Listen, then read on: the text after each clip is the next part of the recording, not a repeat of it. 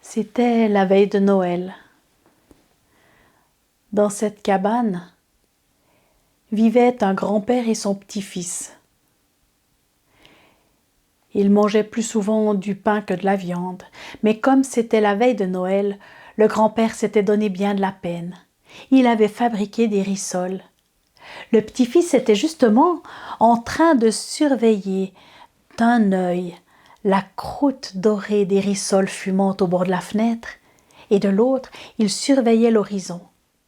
Il a vu s'approcher un chien au pelage sombre. Ce chien avait l'air affamé. Alors le garçon a dit à son grand-père: « Grand-père, il y a dehors un chien sombre, on dirait qu'il a faim. » Alors le grand-père lui a répondu: « Eh ben, apporte-lui une rissole, ça sera son cadeau de Noël. » Le garçon a pris une rissole, il a couru dehors, il a tendu sa main avec la rissole et le chien s'est approché. Le garçon a vu ses yeux jaunes et quand le chien a ouvert sa gueule, il y avait des crocs bien trop grands. Le chien a pris la rissole et il est parti comme une flèche sombre vers la forêt. Quand le garçon est rentré à la maison, il a dit à son grand-père: « Grand-père, j'ai l'impression d'avoir reconnu un loup. » Alors le grand-père a tout lâché, il a pris sa fourche, il est sorti. Mais la bête avait déjà disparu. Mais la veillée de Noël s'est très bien déroulée. Le grand-père a raconté des histoires jusqu'à ce que son petit-fils s'endorme sur ses genoux. Et le lendemain, au village, on ne parlait que du loup. Certains l'avaient vu et d'autres avaient même envoyé les chiens. Et puis les semaines ont passé. Il y a eu le printemps, l'été, l'automne. Et nous voilà déjà à la veillée de Noël l'année suivante. Le même jour, à la même heure. À la cabane, quelqu'un frappe à la porte. Le grand-père est surpris. D'habitude, personne ne vient par hasard jusqu'à leur cabane. Elle est bien trop éloignée du village. Et puis la nuit, la silhouette de la cabane se confond avec la silhouette des arbres. Méfiant, il va ouvrir la porte. Et il y a devant la porte un voyageur avec une sacoche. Il le laisse entrer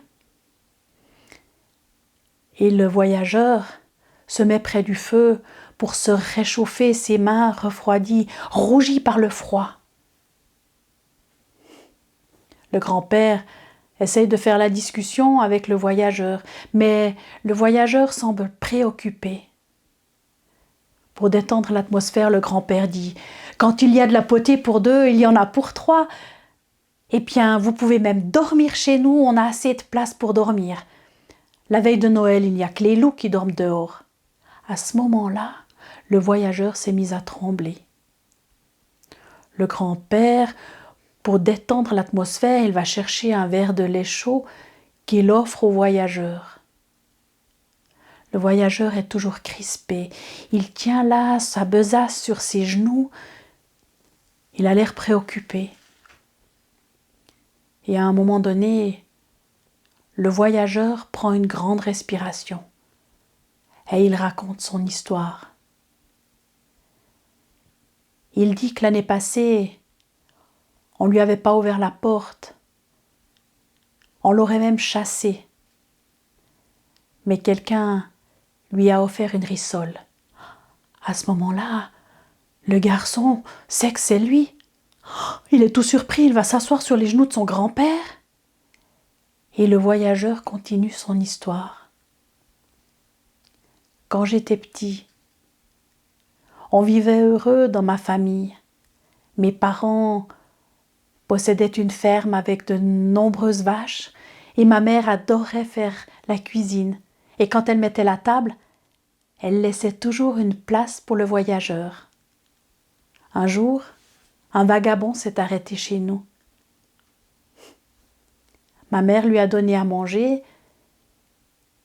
Et puis au moment où elle voulait sortir avec lui pour lui montrer la grange où il pouvait dormir, le voyageur s'est retourné et il nous a dit « Surtout que personne ne touche à ma besace ». Il avait des yeux jaunes comme ça, menaçants. Quand ma mère et lui sont sortis de la cuisine, on s'est retrouvés, mon frère, ma sœur et moi, tout seuls, devant notre verre de lait au miel. Mon frère m'a lancé le défi. « Chiche que t'oses pas aller toucher la besace !» Moi qui étais le plus téméraire, j'ai couru vers la besace, je l'ai ouverte. Il y avait à l'intérieur un manteau plié en 4. C'était plutôt une peau qui sentait les aiguilles de pin, le brouillard sur la terre, le ventre des tourterelles. Cette odeur m'a envoûtée. J'avais qu'une envie, m'enfiler dans cette peau. Et au même moment, ma sœur a crié. J'ai voulu l'appeler. Il n'y a qu'un grognement qui est sorti de ma bouche. Alors, j'ai regardé mes bras, mes jambes. Ils étaient tout poilus. J'ai vu le valet qui prenait une fourche et là j'ai compris. Je suis sortie de la maison en courant. Je suis allée me cacher dans la forêt. Et pendant des années, j'ai erré. J'ai cherché celui qui m'avait jeté le sort. Finalement, je l'ai retrouvé dans une cabane de berger. C'est le seul qui a pu me redonner espoir. Il m'a dit « Tu seras libéré uniquement par un homme si tu arrives à obtenir de lui un cadeau. » Eh bien, tu vois, garçon, c'est grâce à toi que j'ai été sauvée.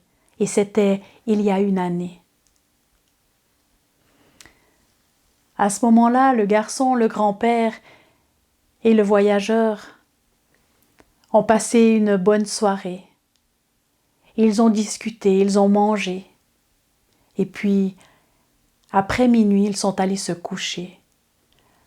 Le voyageur s'est couché juste là devant le feu.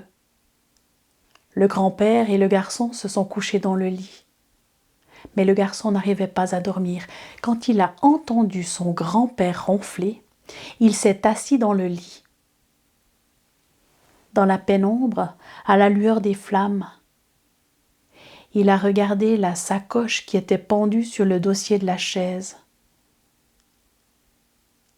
Il l'a regardée et il a entendu une voix qui lui disait « Une pelisse lisse qui sent l'odeur sauvage de la forêt. » Le garçon est descendu du lit. Il est allé vers la sacoche et il l'a ouverte, les mains tremblantes.